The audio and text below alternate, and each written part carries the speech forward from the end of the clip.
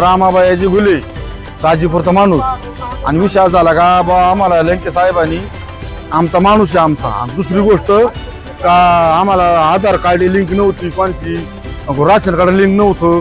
ते बरोबर साहेबांनी सांगितलं, यांना फोन केला, यांनी मी लंके साहेबांना केला तुम्ही आठवड्यात तुमचं काम करतो। पण आम्हाला 3 दिवसात कॅम्प आला। आमच्या गाय गरीबाचं आता वक्य होणार आहे, काय होणार आहे, आधार कार्ड लिंक होणार, तुम्हाला तो राशन कार्ड लिंक होणार, ज्याचा पगार लिंक होणार। खेडे गाव आमचं गरीब गाव आहे, पण आम्ही मात्र लंके साहेबाची माणसं आहेत ही जाहीर पदाने सांगतो। आम्ही 8-8 दिवस जाऊन काम होत नव्हतं पारनेरला, तिथं फुकट झालं लगेच। आज या ठिकाणी आपल्या कॅम्पमध्ये हे आजी आणि बाबा दोघे नवरा बायको आहेत, ते आले होते। सकाळी 9 वाजेपासून बसलेले होते। यांचे सावळ मारून दफतर योजनेचं प्रकरण करायचे, त्यासाठी त्यांना 21,000च्या दाखल्याची गरज होती। आणि तहसीलदारने आदेश दिलेत तलाठ्याला का 21,000चा दाखला कोणाला द्यायचा नाही, ज्यांना मुलं आहे त्यांना दाखला द्यायचा नाही, जमीन आहे त्यांना दाखला द्यायचा नाही। दिला एखाद्याला दाखला तर 20 गुंठे त्याला क्षेत्र पाहिजे। आम्ही तलाठी मॅडमला रिक्वेस्ट केली आणि संबंधित वरती तहसीलची संपर्क करू। त्या बाबाला 1 एकर जमीन आहे, 1 मुलगा आहे, तो सांभाळीत नाही आणि हे घरीच असतात, ते धनगर समाजाचे बांधव आहेत। तर आम्ही मॅडमला रिक्वेस्ट केल्यानंतर मॅडम 31,000चा दाखला त्यांना दिला। आता उर्वरित कारवाई ती आम्ही स्वतः करणार आहे आणि आजी बाबाला 1500 रुपये महिन्याला चालू करून देणार आहे।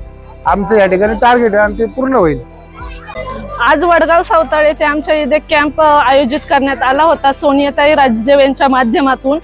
आमच्या आजीचे श्रावणबाळ योजनेचे पैसे बंद झाले होते, त्यासाठी आम्ही आलो होतो। आमचं काम झालंय, त्याच्या व्यतिरिक्त भरपूर कामे राशन कार्डवरील नावे कमी करणे किंवा वाढवणे असे भरपूर कामे आज इथे होते।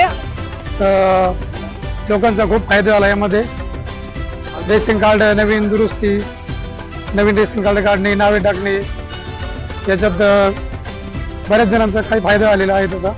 आमच्या वडगाव सावताळमध्ये रवींद्र राजदेव यांनी रेशन म्हणजे इथं काय तक्रार असतील कोणाच्या रेशन कार्डच्या असतील, पगाराच्या असतील, त्या सर्व तक्रारीसाठी कॅम्प लावला आणि त्याचा अनुभव आता ती गर्दी बघून कळते की खूप चांगल्या प्रकारे लोकांचा पब्लिकचा रिस्पॉन्स आहे आणि लोक चांगल्या प्रकारे काम करतात।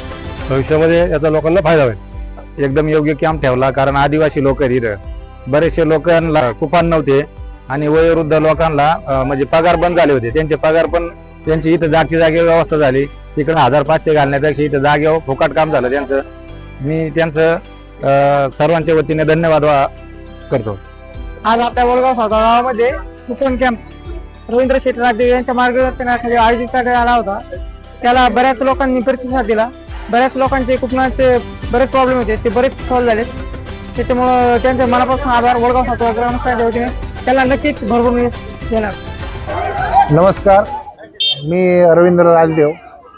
आज वडगाव सावताळ या ठिकाणी अतिशय दुर्गम भाग असल्यामुळं आम्ही रेशन कार्ड असेल, त्या रेशन कार्डच्या माध्यमातून रेशन कार्ड फाटलेलं असेल, रेशन कार्ड तुटलेलं असेल किंवा लोकांची नावं ऑनलाईन करायची असतील, नावं कमी करायची असतील, अशा लोकांच्या मागणीवर आम्ही वडगाव सावताळ येथे आज या रेशनिंगचा कॅम्प आयोजित केला होता।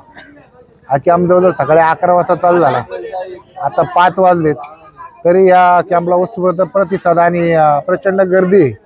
जवळजवळ सकाळपासून 350 लोकांचे आमच्याकडं या कॅम्पमध्ये प्रकरणं आलेले आहेत। या कॅम्पमुळे दिवसभर तलाठी मॅडम स्वतः या ठिकाणी अधिकारी म्हणून दाखले देण्यासाठी बसून आहे, ग्रामसेवक आहेत, या गावचे सरपंच सकाळपासून बसून आहेत, ग्रामपंचायत सदस्य आहेत, चेअरमन आहेत, म्हणजे ग्रामस्थांनी भरभरून प्रतिसाद या कॅम्पला दिलेला आहे।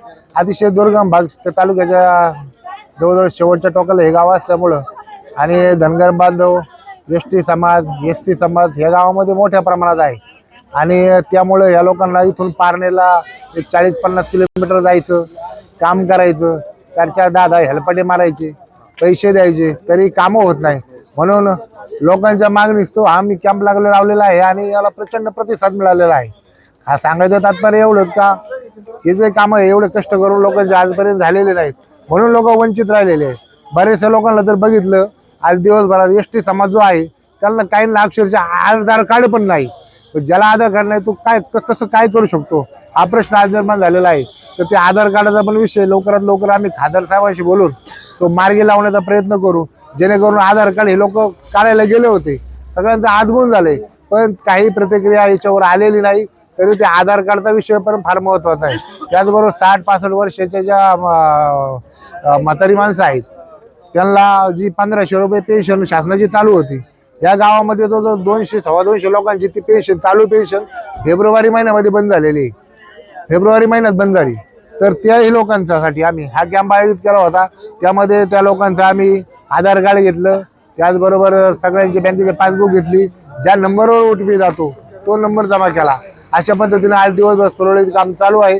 लवकरात लवकर ते काम, वृद्धापकाळाचं काम मार्गी लागेल अशी या ठिकाणी आम्हाला अपेक्षा आहे. एवढी गर्दी, आणखी कमीत कमी 70-80 लोक इथं रेशन कार्ड इथं फॉर्म भरायचेच राहिलेले आहेत. आता हे सर्व करत असताना माझी 10-15 लोकांची टीम आहे, आमच्या प्रतिष्ठानचे कार्यकर्ते, ते भरभरून मदत करतात. सकाळी 9 वाजता लोक इथं आलेली आहेत आमच्या टीमची पण, आणि दिवसभर हे चालू आहे. हे सगळं जे चालू आहे हे निलेश लंके प्रतिष्ठान आयोजित माझ्या संकल्पनेतून आणि माझी पत्नी सोनिया अरविंद राजदेव हिच्या प्रयत्नाने हे सगळं चालू आहे.